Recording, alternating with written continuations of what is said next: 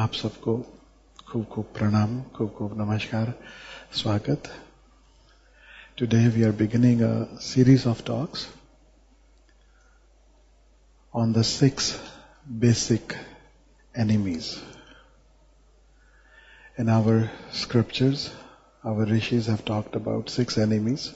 Shat Ripu. Shat is 6 and Ripu is Shatru.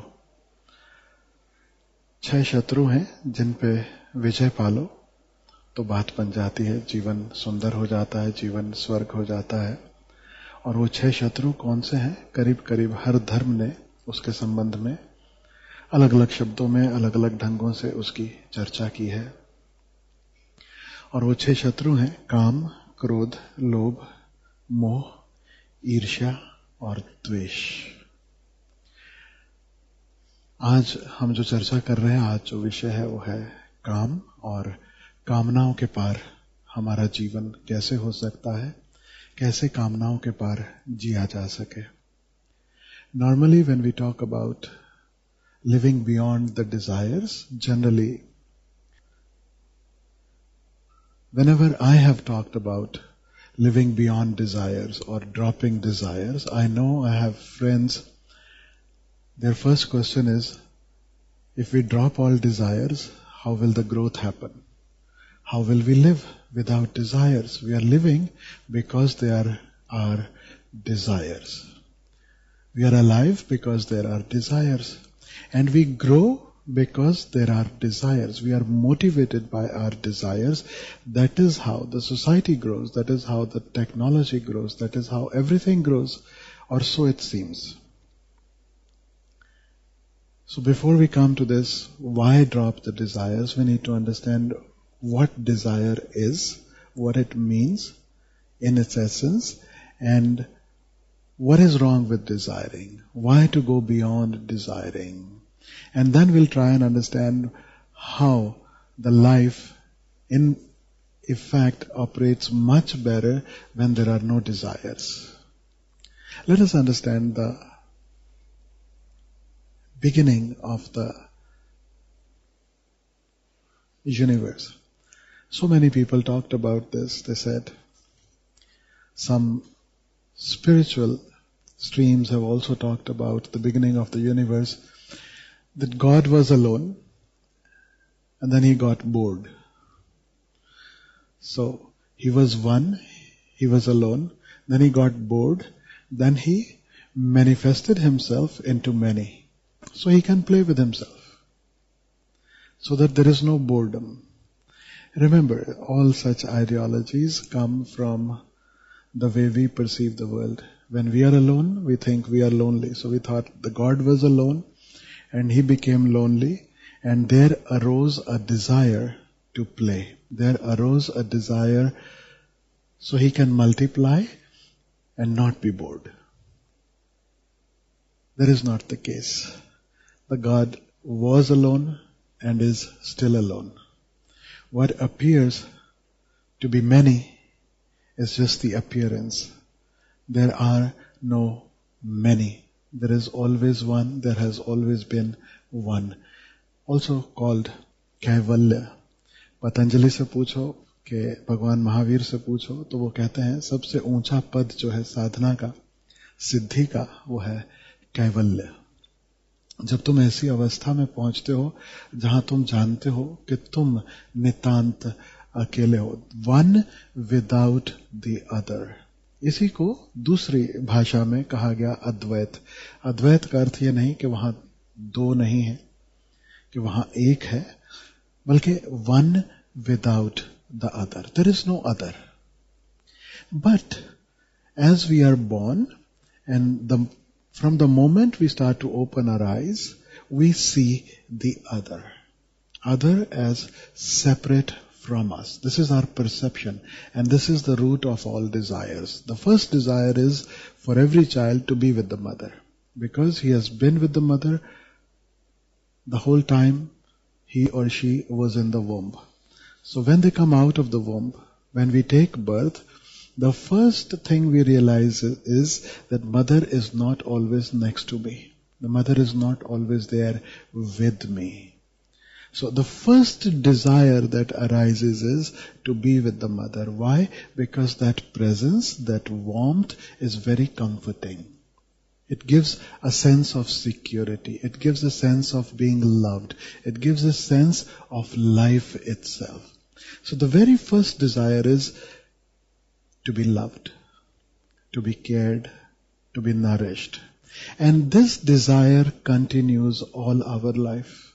The whole life, if we go deep, if we really try to find out what are we seeking, whether we seek money or we seek power or we seek fame or we seek knowledge, whatever we are seeking, ultimately we are seeking nothing but that feeling of warmth, that feeling of being loved, nourished, cared.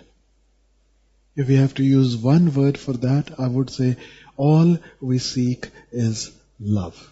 There is nothing else we seek.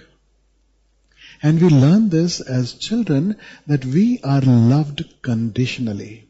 If I can perform in a certain way, I receive attention from the family. If I can do things in a certain way, I receive attention from other people. And this receiving attention is what a child thinks is equivalent to being loved. Because the mother is always paying attention. Whenever the child cries, the mother is present. She wants to take care. She does something. So attention and love have become synonymous in our subconscious. And now as we grow up, we may be 50-year-old, we may be 70-year-old, we remain in the same pattern, that is to seek attention in the name of love. Because attention and love have become synonymous inside our subconscious. So when I desire a bigger, better house, what am I desiring in reality? Other than the comfort which is for the body, what am I actually asking for? Attention, love. If I have a nice house, if I can provide for my family, if my role as a provider is going great, then my family will love me. And where does this idea arise from? Fear of abandonment. And what is fear of abandonment? That there may be a time, there may be a day when I will not be loved. Okay? What is wrong by not being loved by the other people?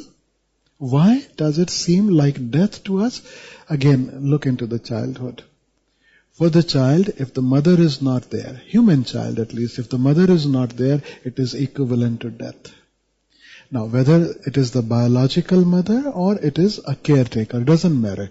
But that presence equals to being alive, staying alive. If I don't get milk, if I don't get that nourishment, if I don't get that warmth, I'll die.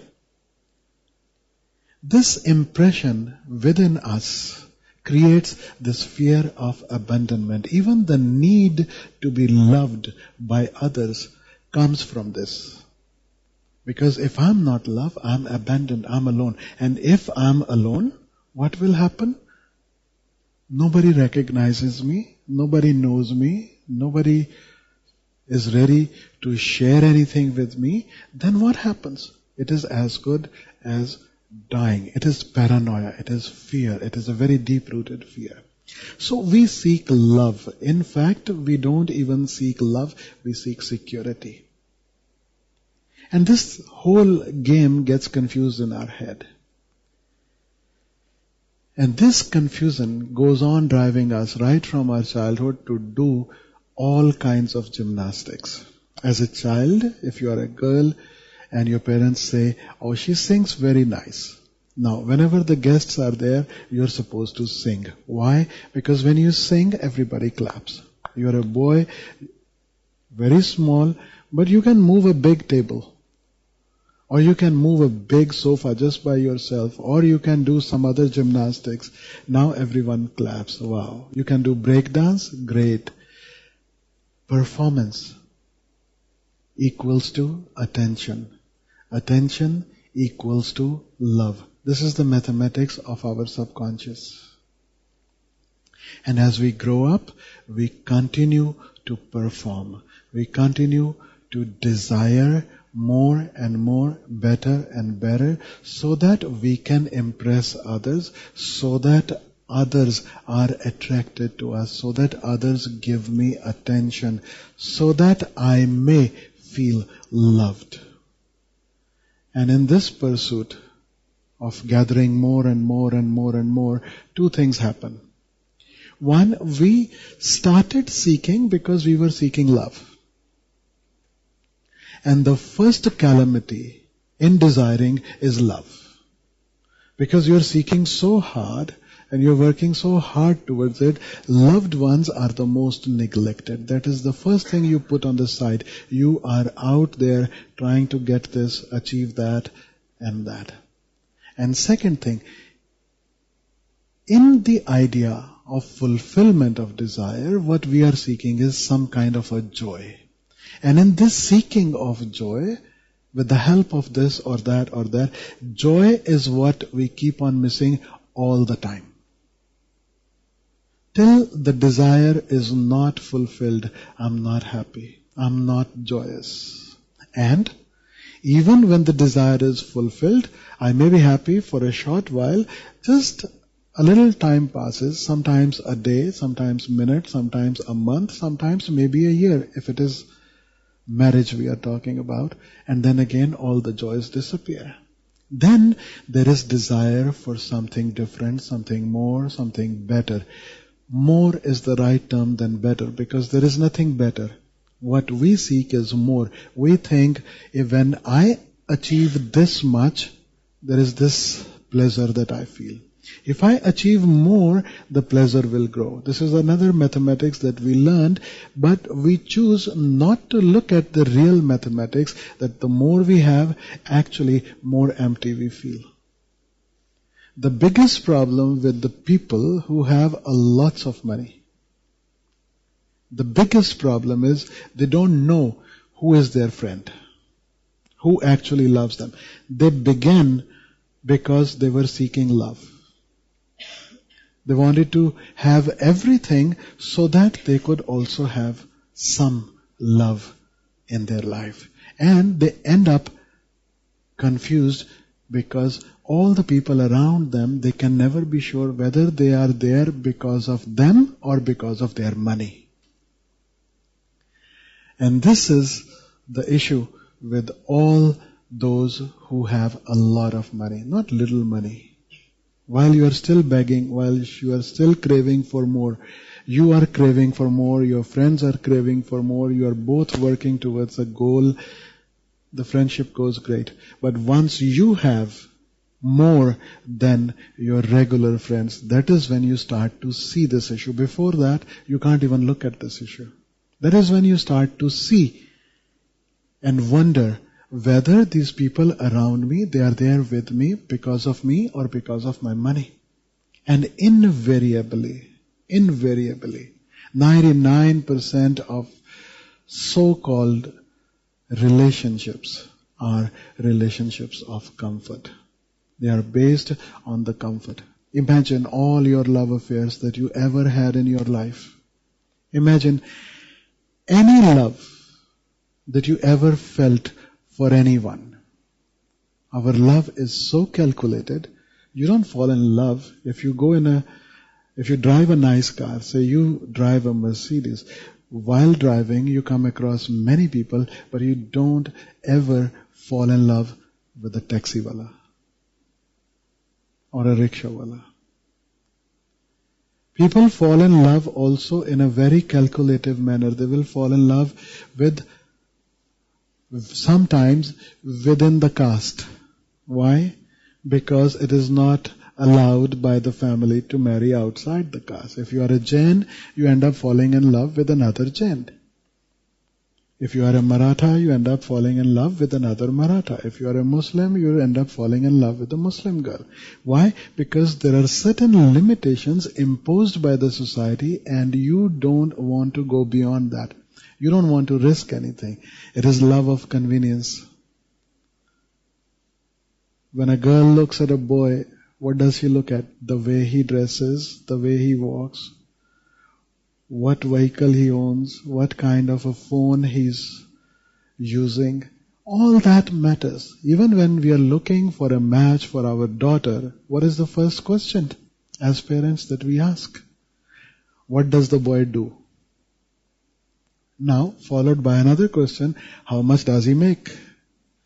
So love is also not really love. It is all so calculated that once you start to see it, because you have that other people want, you start to see it. My God, this is not love. So, while you have everything, you still don't have what you began seeking.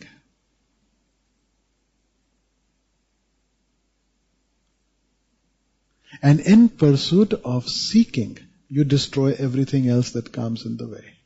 Because one wrong notion in the head, that if I have this, that is what will bring me love and respect. Now, you will not even look at other avenues from where love is possible. You stop looking at the avenues from where the joy is possible. I'm reminded of Einstein. He was asked, what would you like to do in your next life? If you're born again, what would you like to be? And the person who asked the question thought he's a scientist and so many of his researches are unfinished, and he will say, if I'm born again, if I'm given a chance to live again, I would like to finish what I started. But you know what Einstein said? He said, I would rather be a plumber. What does it mean to be a plumber? Now, Einstein is a funny person. He's a very humorous person. Why does he say plumber? Not because he wants to be a plumber and wants to work with pipes. His idea is something much simpler, not so complicated. He must have felt at the end of the day, he created so much, he discovered so much, and yet there is something that's remained unfulfilled within him. And many times it happens even with us. And we even dream about it. Most of us do. It's a very romantic idea in our heads that someday I'll retire somewhere in the nature. That someday I would rather live. The dreams are dreams, so they're not always going into a village, especially not after Mumbai, because you realize electricity problems, power cuts, we don't have enough power, so much population. Then our dreams are to own a house at the beach. Or, if you can dream a little bigger, to own a house on an island. Depends how much you are allowed to dream, how much you can stretch your imagination. If not, at least a farmhouse in Alibag. Why? Because we know what we are missing. That the joy of simplicity is much higher than all that we achieve and all that we have already attained. But we go on running in the same rat race over and over and over and over again. Why? Because everyone else is running. So now let me come back to the idea of desire. In the past, whenever people talked about kama, they meant lust. We are changing the terminology here. We are saying desire, because lust is nothing but a minuscule part of the desire. If it was okay to go beyond lust and be enriched in life and feel that you are fulfilled, it would be very easy, very easy. It is easy to be free from lust. But Kam doesn't mean just lust. Lust means desiring another body or desiring physical pleasure. Desire means any desire. Doesn't matter what you desire. You may be desiring something for your children. Now this is not lust at all. And there are so many people who are involved in so much of nonsense, not because of lust, but this desiring that we generally think is okay. What is wrong? I just desire a better car. What is wrong? I just desire better career for my children. I just desire better health. I just desire a little more money.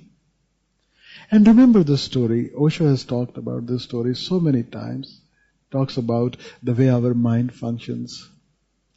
There was a sadhu, there was a fakir, and he went in front of a palace and started shouting, "Is there anyone in this kingdom who can fill my begging bowl?"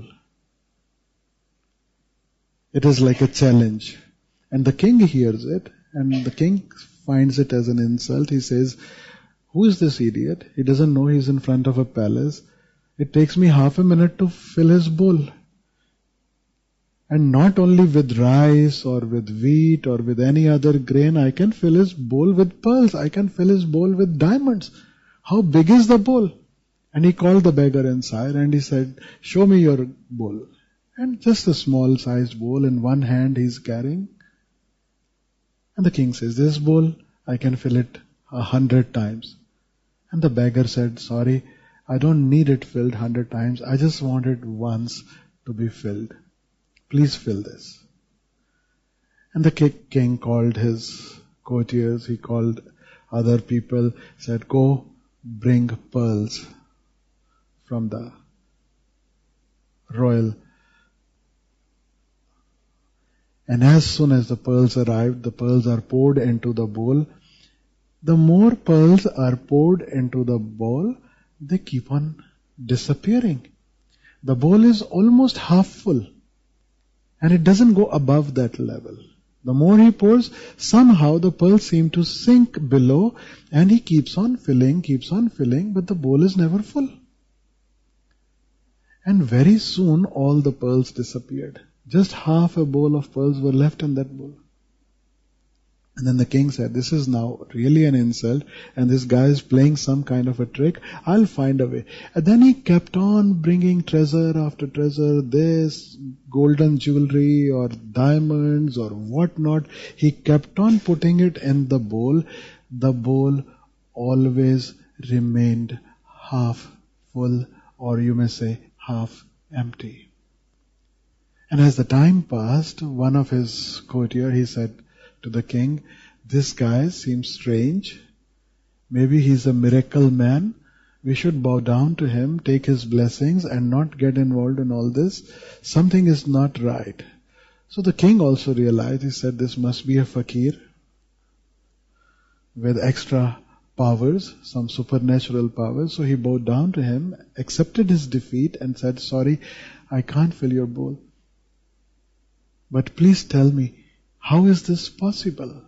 What is so special about this bowl? What supernatural power do you have that everything goes on disappearing?" And the fakir said, "This supernatural power is not only mine. You all have this supernatural power. And this bowl is very ordinary. You can find it anywhere. In fact, in every crematorium you will find it. In every shamashan you will find it." He said, "What do you mean?" So this bowl is nothing but man's skull. This is our khopdi. This is our head. Symbolic of our mind.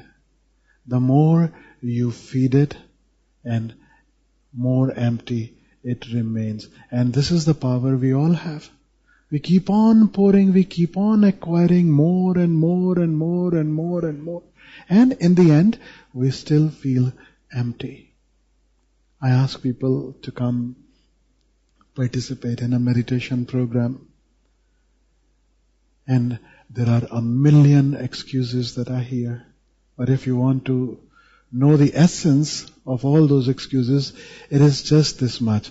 Not this time.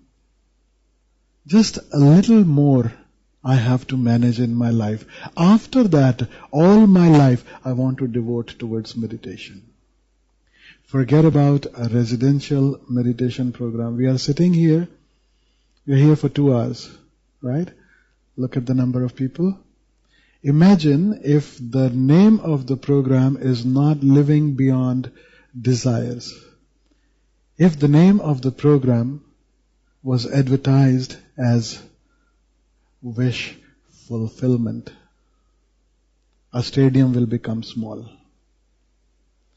Fulfill your desires. Kalpataru. You come, one day program, come with a wish, with all your desires, and by the end of the day, your wishes will be fulfilled. Come with a written desire. And there are so many idiots who are doing kripa, and people pay for it. Thousands of rupees to sit in those programs, and there are queues, they are booked for almost a year in advance. Why? Seeking. Just a little more, just a little more, just a little more.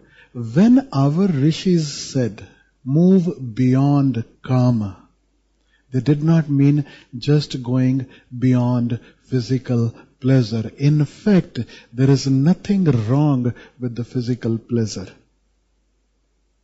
What is wrong is in hankering for more. What is wrong is when we keep on waiting that after this there will be satisfaction. After I have this, I will be happy. After this, there will be peace in my life. And if they found anything wrong in the physical pleasure, was for this reason. Because no matter what you do, how much you feel fulfilled, that fulfillment is very short-lived. Again, you seek more. When they said move beyond kama, they meant move beyond desiring, move beyond this hankering for more and more and more, so that you feel content and fulfilled. And this wrong notion stays in our life. Just this much more, and after that everything is done. After that I'm ready for anything. I have friends here in Mumbai. Friends, since the time my hair were black, and since that time, because I've been a disciple of Osho, I've lived in the ashram, they knew me from the ashram, they said, one day I want to leave everything and come with you. I will take total sannyas and I want to just spend time with you, and meditation I want to learn. And now my hair's gone almost all grey, and they are still here, living in Juhu, 10 minutes away from here, and still the same story. Ask yourself, what do you want in your life? Ask anyone who is young, what do they want in life? What do they want? 10th ho jaye. Once I've done 10th, then I'm finished, then I'm done. Then there is just joy, then there is just peace, then life is perfect. 10th standard. Once that is done. If you're younger, much younger than 10, all they want is to grow up. What do you want to do? I want to be bigger. Why? Because bigger seems better. And the bigger you become, the older you become, you start to look at children. Childhood was so much nicer. It was so much more beautiful. Why? Because after becoming old, there is only death. Now you can't desire more. So you look backwards. But children, because they have time, they have a future. They have something to look forward to. So they say, I want to become bigger. Why? Because then there are no limitations to what I can do, what I cannot do. Then I will be my own master. But then you have to master the 10th first. So by the time they reach the 9th standard, the biggest project in their life is, the biggest desire is to pass 10th with good marks. And what happens after the 10th is over? Now you have to choose subjects. Now you have to choose a line, which direction to go to, whether to study this or to that. They are asking this one, that one, medical, non-medical. It's the most important. Then graduation is the most important. After graduation, the post-graduation or the specialized studies. And after that, marriage. Now the biggest desire, one day, First is naukri, or job, or business, and second is chokri, marriage. First, right after the studies, one is looking for naukri or business, whatever, money. And as soon as he starts to get a little bit, the second thing is now where to spend it. He doesn't know, poor guy, how to spend, where to spend. He needs help. So someone has to help him spend it. So he looks for marriage. And then after marriage, what happens? Do you think life is peaceful? Life is great? Life is wonderful now? It may appear so for the time when you are traveling, enjoying your honeymoon. And these days, even that doesn't work because honeymoon has happened before marriage. In 90% of the cases. So anyway, let us say the honeymoon period goes on, maybe for 6 months, for 1 year, 2 years, 3 years. And after that, what happens? Now everybody wants to have a child. Without understanding, without considering that we are already so overpopulated. Where is the need for a child? Just because I don't want to be alone, or I don't want to be seen as weak, or I don't want to hear other people talk about children constantly, all the nagging that you receive from the family. So we are weak and we give in. We say, okay, rather than hearing the nagging from the Sasuma to the Sasurji and your own mother, especially the mother. Father is okay. Father thinks, what for? I have suffered enough, why you should suffer? But mothers are different. They say, I suffered, so you should also suffer. Women think differently, men think differently. Men generally like to caution. But women, they think, if I suffered, you should also suffer. Then we can both sit together and cry together. That is friendship. Otherwise, if there's nothing to cry about, what we will talk? We need something to talk about. And then you have children. And is life fulfilled after children? And then I know great-grandfathers, grandfathers, they can't come for meditation because they are helping their grandchild prepare for their examination. Which class? Kindergarten. When is this life ever fulfilled? So the first aspect is in desire to see that these desires are never ever fulfilled. Remember Jagjit's ghazal, हजारों ख्वाहिशें ऐसी कि हर ख्वाहिश पे दम निकले, बहुत निकले मेरे अरमा लेकिन फिर भी कम निकले. We go on asking for more and more and more. People on the deathbed are also praying, please let me see my son's wedding, my daughter's wedding, then I can die peacefully. And as soon as the wedding is over, no, let me see the face of my grandchildren, then I can die peacefully. And then let me see the wedding of my grandchildren, then I can die peacefully. And never it is time. And why die peacefully when we can actually live peacefully? Moving beyond desire means not postponing the peace. Moving beyond desires means not postponing your happiness. In desiring, we continuously say, after I have this or that, I will be happy. Till that time, I am not happy. And from where this idea has come, this idea is social. It is not your original idea. This idea is given by our parents. This idea is given more than parents, our teachers. This idea is given by our society. Why? Because we see certain people who have name, fame, success, so-called success. Talk about Einstein, talk about Van Gogh, talk about anyone in any field who has a name. And we listen to the stories related to their life. And for example, Van Gogh. I love Van Gogh's life. I love the way he lived. He was poor, he lived poor, he died poor.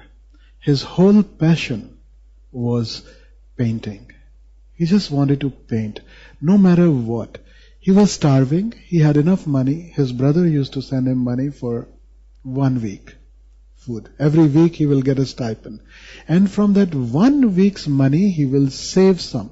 He will eat only for 3 days or 4 days. The other money he will use to buy brush, to buy colors, to buy the canvases, and he will paint. Not even one painting sold in his lifetime. And he kept on painting. And today his paintings are sold for millions and millions. Now, when we hear the stories, there is always, after the story, there is something called the moral of the story. When parents narrate such stories, when teachers narrate such stories, the stories are beautiful, the morals are wrong. The moral of the story is 99.9% of the times wrong.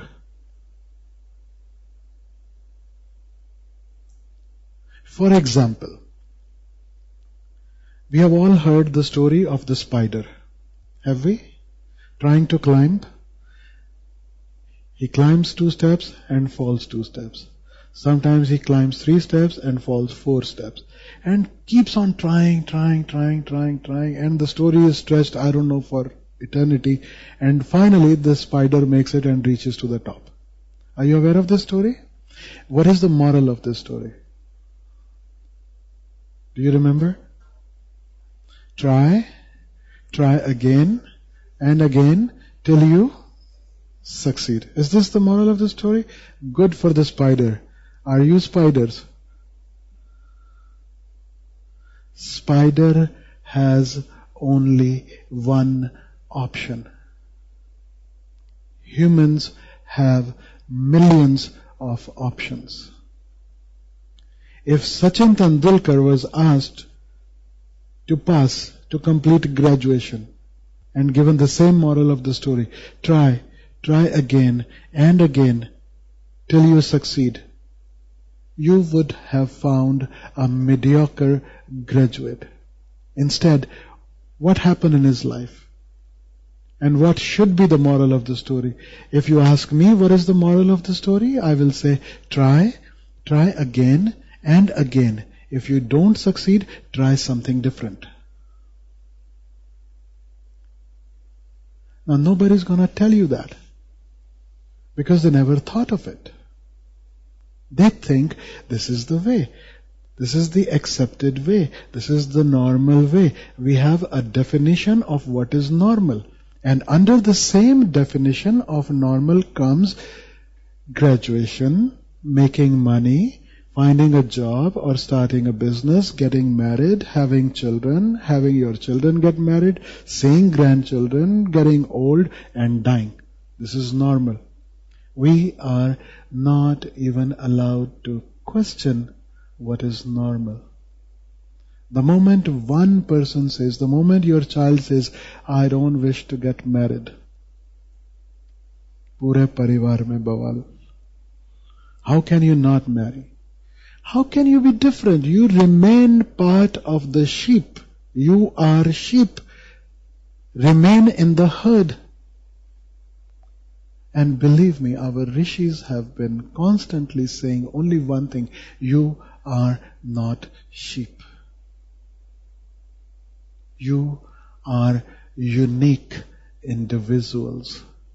Claim your individuality. Claim your uniqueness. Live the life on your own terms. That is the only life that is fulfilled. So, coming back to the story of Van Gogh. Now, when a parent will narrate such a story, or a teacher will narrate such a story, he will say, success comes only after hard work. See how hard he worked. And they will most likely not narrate the story of Van Gogh. They will narrate a story of someone who got at least a little bit of success in their life as a role model. But they fail to see one aspect in all those stories. Neither Van Gogh nor Albert Einstein was doing it for the fame. None of them were doing for success. None of them were doing it for the name. None of them were doing it for money. Why were they doing it? Because they loved to do it.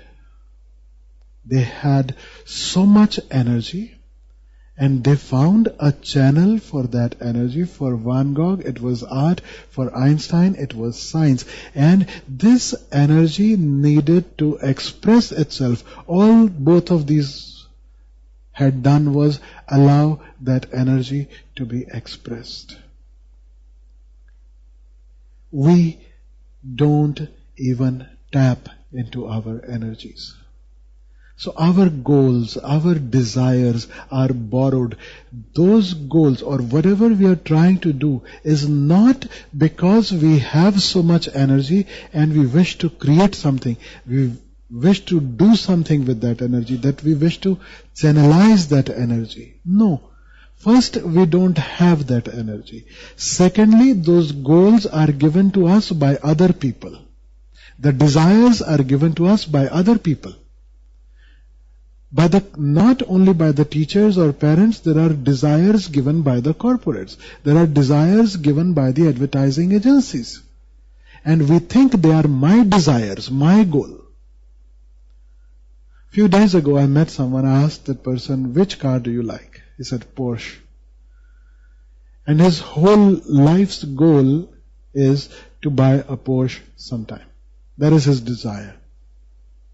And where does this desire come from? I asked him, where did you first see a Porsche? He said, well, I actually never saw one. So where did you see that? I saw a picture. Where? In a magazine. What kind of a magazine?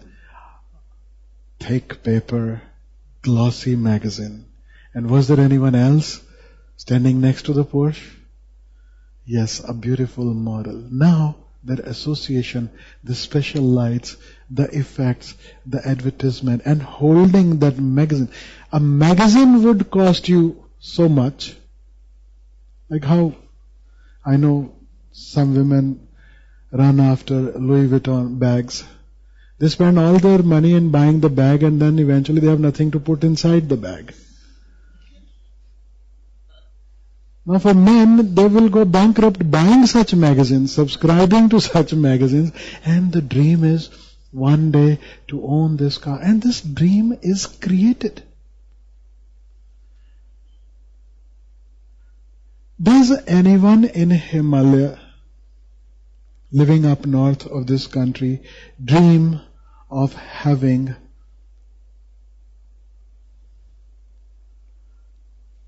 a huge boat, for example, that they can actually live in? The idea to go for sailing. I will say, even in Mumbai, do you even dream of having your own boat so you can go into the ocean? Why not? There are millions dying, saving money to buy a boat in the US. Why? Their whole desire is, once in my lifetime, I want to buy a huge boat and go sailing. Why?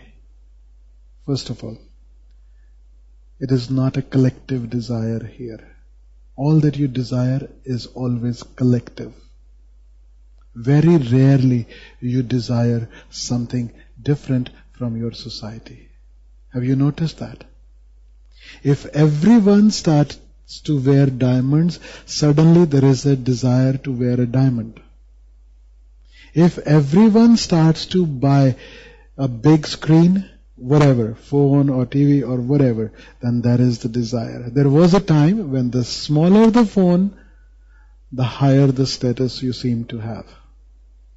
The slimmer the phone, the more expensive it was.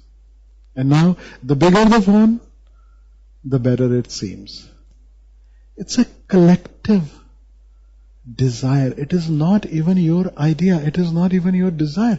It is given by other people. What is accepted by others. Ultimately, again, with all those desiring, all you want is more attention. Hoping you will find love. Hoping you will find fulfillment, a fulfilled life. Every time I buy a phone, I feel cheated. It's just like marriage. Within a few months, there is a better model. What do?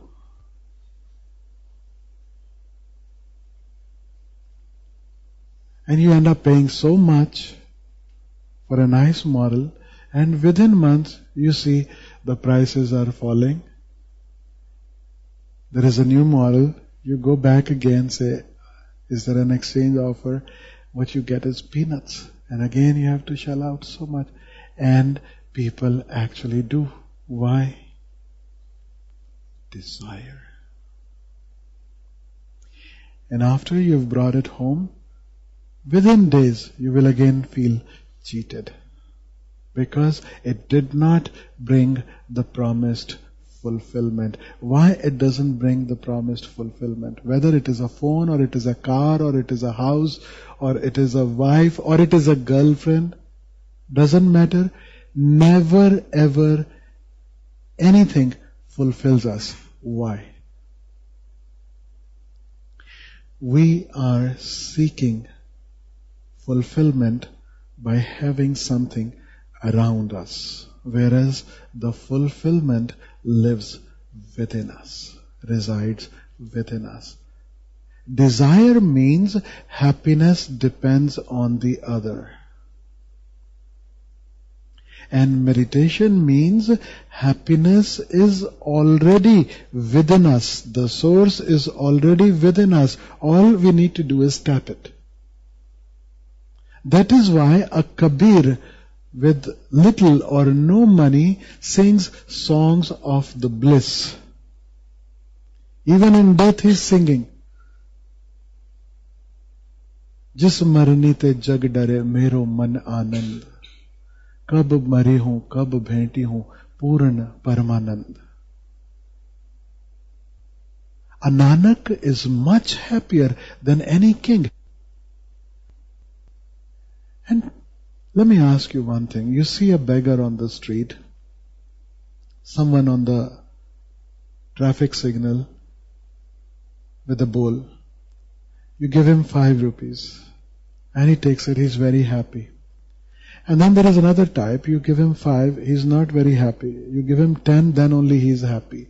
And there are certain beggars who are happy only with 100 rupees, not less. For example, the doorman at clubs or whatever. So, who is a bigger beggar and who is a smaller beggar? The one who is happy receiving 5 rupees is a smaller beggar. The one who is not happy unless he receives 100 is a bigger beggar. And then we have beggars who are not happy unless they get thousands of crores. These are the biggest beggars we have. And these are our role models. This is what we want to be. Like. Somewhere close to them. Then we find people like Nanak. Nanak says, Hukum hukum chalaye rah. Nanak big se beparwah. Hukum means Malik. And hukum means the law. The law given by the Malik, by the Lord. I move according to his wish. Or you may say, Nanak is saying, I move according to the divine wish. Hukum hukum chalaye rah. Nanak big se beparwah. Big se is blossoming. Nanak is blossoming, carefree. 3 words. Careless, carefree. Careless we know. And then there is worried. Some people who are constantly worried. There are some people who are careless. They are never worried. They seem to be very happy, but they will always end up in the drain. So Nanak is not saying he's worried about anything, and he's not saying he is careless either. He's saying he is carefree. He's blossoming carefree. He doesn't need to bother about anything. Everything is happening according to the divine wish. And as soon as I have connected my wish with the divine wish, all I see is blossoming. Sufis sing, Teri Raza, Meri Raza. The moment our Raza is part of the divine Raza, the divine will. Remember Jesus, on the cross, all he has to say is, Thy will shall prevail. The happiest people are who don't have a will or a wish of their own, a desire of their own. Happiest people, richest people. There is a fakir a saint named Bhikha. He says, Bhikha bhukha koi nahi, sabki gatri lal. There is no one who has come here empty-handed. There is no one who is not fulfilled. Bhikha bhukha koi nahi. We are hungry, we are begging. And Bhikha, his name is Bhikha, comes from the term Bhikhari.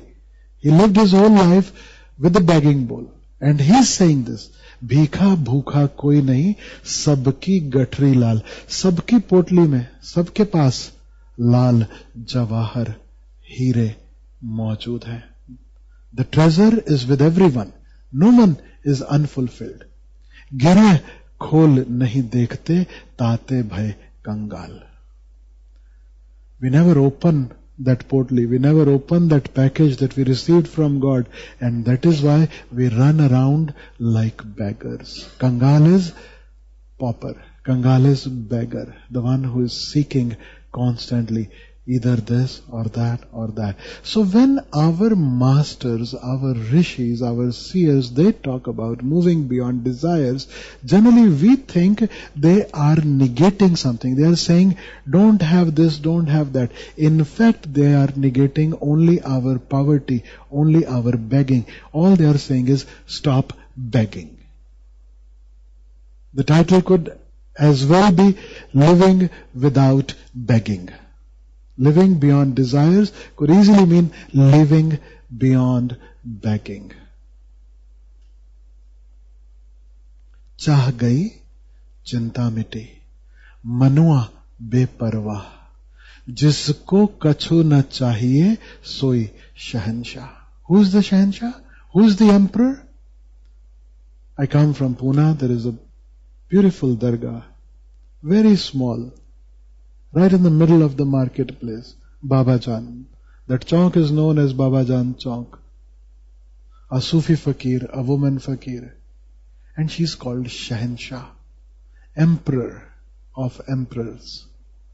Meher Baba owned nothing. He's called emperor of emperors. If you can really see, Nanak, Kabir, all these masters, they are emperors of emperors. And what are we seeking? We are just begging. How did they become emperor? Not by having this or that or that. Not by gathering anything. There are gurus who are concerned in gathering how many people I have. Forget people you have. There are gurus paying for it and concerned how many likes they have on their page. How many people see their posts? Now there is this whole competition. This one's disciples making all efforts, going all the way out, so we get more and more likes for this one, and we get more. There is a whole lot of competition. Now desire has just taken another form. A normal person desires a beautiful house. A sadhu starts to desire a bigger, better ashram. Where is the difference? Both are beggars. One desires children, the other desires disciples. Where is the difference? One desires name and fame in terms of power, and the other also desires name and fame and a different type of power that he or she can wield over people, which is spiritual. Where is the difference? The kings are those, the emperors are those, the queens are those who are not seeking, who have found the treasure within. And that is where meditation comes in. Once you have found the treasure within, remember, everything outside, whether you have it or you don't have it, doesn't matter. When we hear that we need to move beyond desires, with our mind we hear that we have to drop something. And when the seers, when the masters say move beyond desires, they are saying it does not matter what you have and what you don't have. And there is a huge difference. A so-called religious man in pursuit of going beyond desire starts to drop things, starts to stop himself from acquiring this or that or that. He will be against money, he will be against a better car, he will be against this, against that, against that. That changed with Osho. Now, no one before Osho dared to say, to share with this humanity that to be beyond desires means money, fame, name, assets don't matter.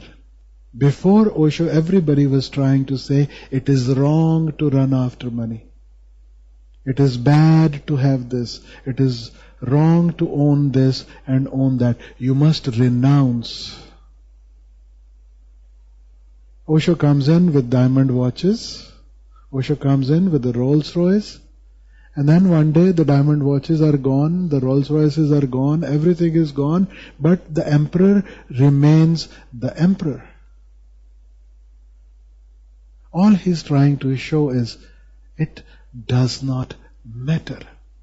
Because when it doesn't matter, then why should one be even against money?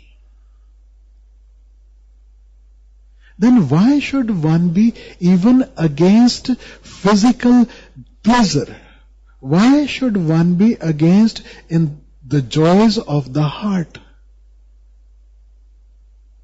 It has to come to a point where it ceases to matter, where it does not occupy your mind, where it does not trigger thought process, where it does not become your master and you become a slave only trying to fulfill all that your mind dictates. A master is a master whether he owns anything or he doesn't own anything, whether he has anything or he doesn't have anything. Moving beyond desire does not mean that you drop your family. Moving beyond desire doesn't mean that you drop your business. Moving beyond desire does not mean that you donate everything that you have and go to the jungle and become a fakir. No. You may have everything, but living in a manner that it doesn't matter what you have and what you don't have.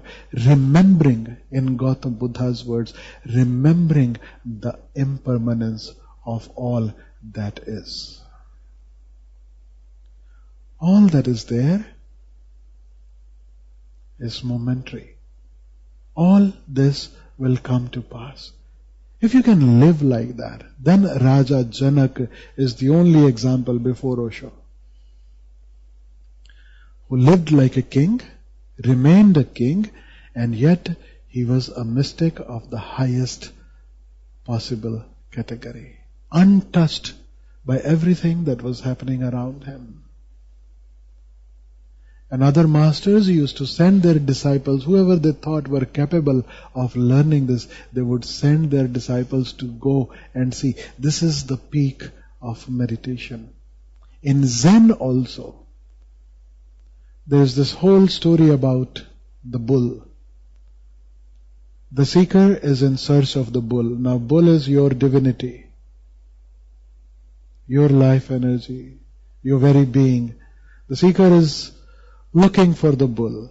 And the story goes on. It is a pictorial story. Someday we will talk about it, about each of the bull. How he first gets a glimpse of the tail of the bull.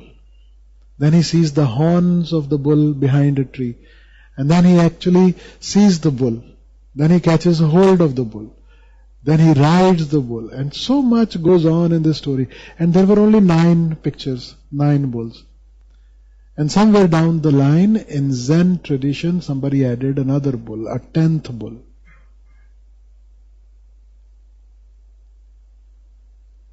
And that 10th bull, you won't imagine what that bull is all about. The monk is sitting on top of the bull, holding a bottle of wine, having a sip from the bottle of wine, and coming back to the market. This is the peak of meditation. Once it does not matter, it does not matter. Then nothing can alter your consciousness. Nothing can change your awareness. Then it doesn't matter what you own, what you don't own. None of the rules apply. And it is very difficult to accept. Very difficult to accept. Even from disciples of Osho, it becomes very difficult to accept. If they see any other disciple actually riding the bull back in the marketplace, the first thing they think is bhatak gaya. Anyone else living a rich life, they are after money.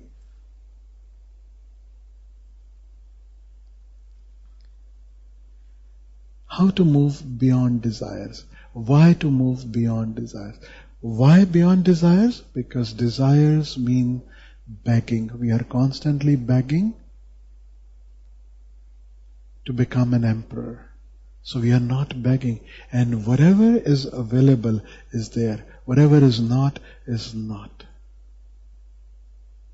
We live our life to the fullest in this moment. Desiring means I will live later on. Once the issues are sorted out. Once the business is a little better. Once this one gets married. Once this happens, that happens. Then I will live a happy life. Beyond desire means I choose my happiness today. Whatever I have, whatever I don't have, I start to live happy now. Desiring means we have put conditions to our happiness. And non-desiring means we have removed all conditions from happiness. Doesn't matter, I can be in rags and I can still dance. There's a story of a Sufi monk. He was living in a small hut and a huge cyclone came, blew away his hut. Now no roof over his head, nothing. And after a while, the winds have gone, the clouds have disappeared, and the full moon comes, and the stars appear, and the Sufi fakir starts dancing. And he's so grateful. He starts to pray to the God. He says, "Thank you so much for blowing away my hut. So kind of you. Now I can dance in the open.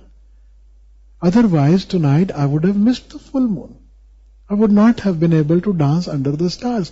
Thank you. You have shown me I can live under the stars. The sky is the limit. This whole earth is my home." Kabir has nothing, but he says, "Haath mein kundi, bagal mein sota, charon disha, jagiri mein, man lago mero yaar, fakiri mein." What do I have in my hands? One lakdi. Lakdi is meant for both, for disciples primarily, because they don't easily understand what the master is talking about, and lakdi is good for hitting. It is very unfortunate today. The lakdi is not carried everywhere. And in another hand, he has a kamandal, his begging bowl. That is all. Haath mein kundi, bagal mein sota, charon disha, jagiri mein, man lago mero yaar, fakiri mein. I'm so happy. I'm in so much of joy. I'm in so much of bliss. This whole world is mine. All these boundaries are artificial. Somebody is being happy or trying to be happy, just saying. In fact, being more miserable. I have this in my name. All the documents in my name. And you see those people happy? In fact, they are the most miserable because that can be stolen. A Kabir is much happier. Now nobody can steal anything. And all is mine. I have everything. By having everything, still you can't sing Man lago mero yaar amiri mein.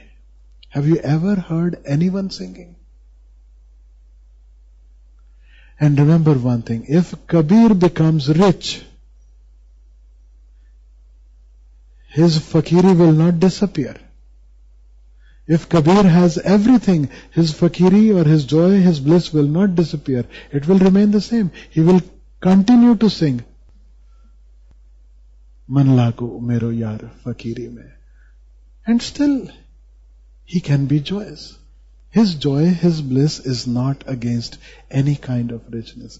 So, how to move beyond desire? First and most important is to be able to see the futility of desire. To actually see two things. One that Buddha gave to all his disciples. He used to say, go and spend time at the Shamshan Ghat, at the crematorium. Before he gave Diksha, before he initiated anyone, he would say, go spend at least 3 months, live there, stay there. Now you can't do that. Nobody will let you live there. And you will not have all the convenience. But what was the idea behind living at the Shamshan? Seeing people dying every day. Rich, poor, healthy, unhealthy, young, old, all kinds of people dying. So it settles in you that life is momentary. There is not enough time. There is not much time. We don't know when the death may knock at our door.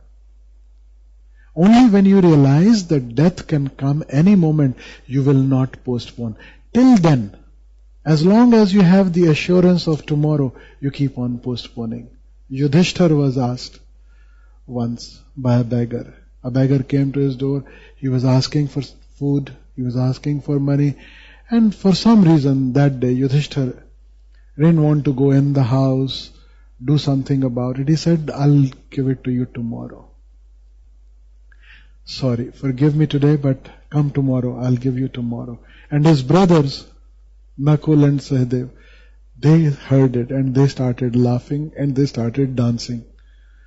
And they started laughing and dancing. And Yudhishthir went crazy. He said, what's wrong with you two now? What has happened? Why are you dancing? Why are you laughing? He said, what dancing, laughing? We are going to the whole town and we are going to declare our brother has won over time. He has attained immortality. He said, what nonsense are you talking about? He said, you just promised that guy. Come tomorrow. Which means now you are 100% sure that the tomorrow will come. You must have won over time. Only then you can promise. And that is the moment Yudhishthir realized his mistake. He called the beggar back, went in the house, gave him whatever he could, and he said, I'm sorry, I forgot. To see death, to remember death, to realize it is happening every moment, every day. Swine flu, many chances within this hall. Enclosed places, you don't know what is happening. Just a couple of days ago, 4 or 5 people died in one day. Anything is possible, anytime. But we live with the belief we have eternity. So, I can afford to have desires, and I can afford to postpone my peacefulness. I can afford to postpone my joy, my happiness. First is to remember there is no tomorrow, there is no next moment. And second, most important aspect is, even when the desires are fulfilled, they don't make me really happy. They don't fulfill me. They add to my comfort, yes. I experience pleasure, yes. I experience certain amount of happiness when I boast, when I show off to other people what successes I have achieved, yes. But it does not last. It does not fulfill me. The more I show to the others, the more empty I feel inside myself. And the third aspect, to realize that I'm seeking fulfillment in the wrong direction. I'm seeking it outside of me, whereas the real fulfillment lies within. And the fourth aspect, how do you find that fulfillment within? Is through meditation.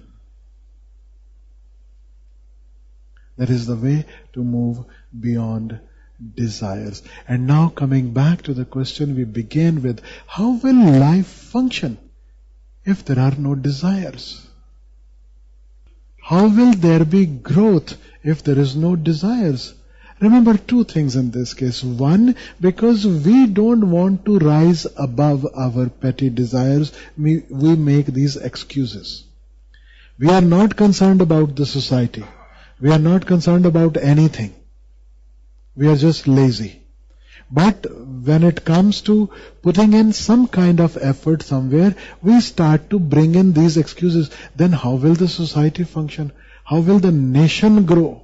Suddenly we start to worry about the society and the nation. And a moment before, you didn't bother what was happening to the nation, what is happening to the society.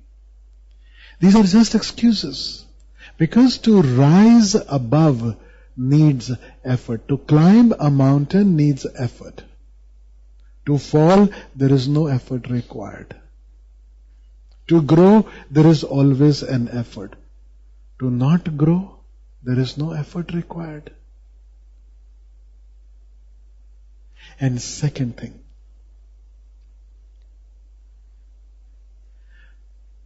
growth happens when there is energy that is channelized. Without channelization of energy, growth doesn't happen. Growth happens when you find your passion. Growth happens when you find what you love to do. Growth happens when you find your life's expression. Not otherwise. Borrowed goals, borrowed desires do not lead to a happier life, and they definitely do not lead to growth in any sphere. At the most, it produces great clerks. Yes, we need clerks, but not as many. No innovation has ever happened by being mediocre, by borrowed goals and desires.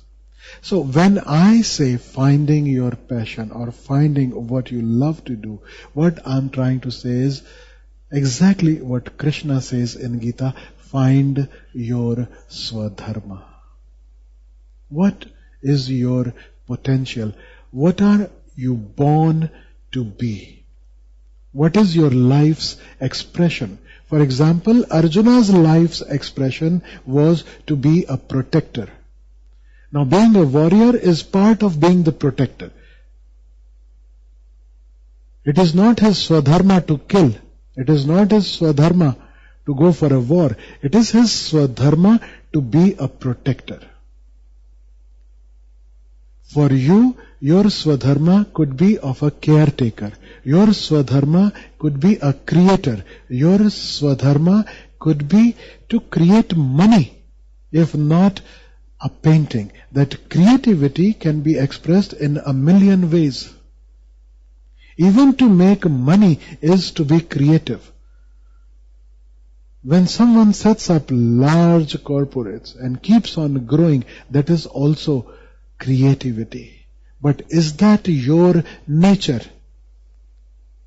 Or you're running after desires? That is what the difference will be.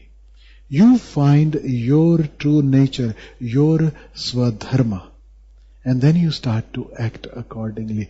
When you have found your passion, what you really love to do, you will do the best. Van Gogh found his swadharma, which was to paint.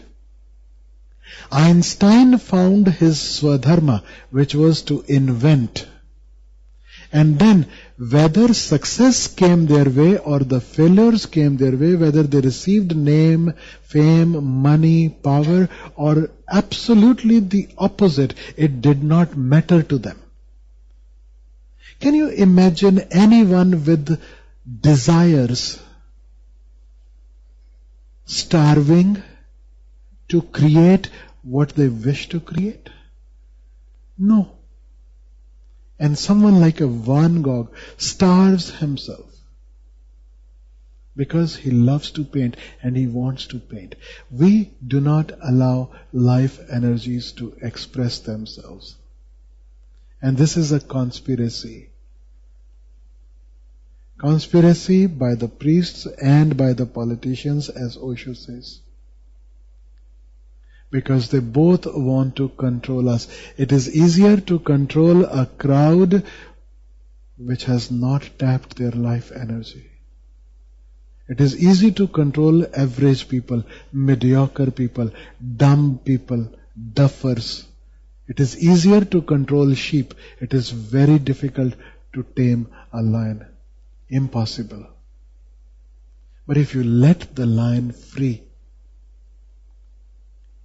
there has never been any harm. There can never be any harm. Let your lion awaken. There is an author in Canada. He has written a book, Awaken the Giant Within. Are you aware of this book? Anthony Robbins. Amazing book, Awaken the Giant Within. We live like dwarfs. And living like a dwarf means living with the goals set by the others. Living with the desires that are collectively given by the society. Living like a dwarf means living a life that is unhappy, unfulfilled, and according to the others. And remember, Krishna says, apne swadharma ki khatir mrityu kisi aur ke dharma ke जीवन से बेहतर है. If you get to live 100 years according to or against your true nature is worst. And even a moment of life according to your nature is a blessing. So, how do you find your swadharma? How do you find your true nature? Meditation is the first step. What meditation does is, first it cleanses all the junk from your head. It moves all the clouds away from your mind's eye. It brings clarity. It brings focus. It removes all that you have gathered from other people. It removes, in one word, conditioning, programming, hypnosis. And as soon as this hypnosis is removed, that is when your flame arises. And that is when a clarity happens, and that is when you realize what you are meant to be. Otherwise, you may be rich and famous and unhappy, may have to commit suicide like many celebrities have done, or you may be not having so much money, or name, or fame, or power, but a happy, fulfilled life. The choice is always yours. What do you choose depends on you. And at the end of the life, the end of the day, meaning the end of the life, all that matters is how you lived. Did you live joyfully? Did you live in misery? Future-oriented people are always miserable. Present-oriented people can only be joyful. And by being present-oriented does not mean you will not reserve your tickets for the month after when you plan to travel. There is an intelligence in living in present moment. Being present-oriented doesn't mean when I'm hungry I will start cooking. Being in the present moment does not mean I will go and pay extra and buy a ticket at a premium because it is now that I have felt like going. No, that would be stupid. It needs tremendous amount of intelligence to be in the present moment, because your life energy is telling you in the present moment to take care of your future also. Even ants know it. They also save food for the rainy day. They don't have a mind confusing them whether this is living in the present or it is living in the future. They just live in the present, and intuitively they know there is a different function happening. Not from the head, but from the intuition. What is needed and when it is needed, which helps them in the future as well.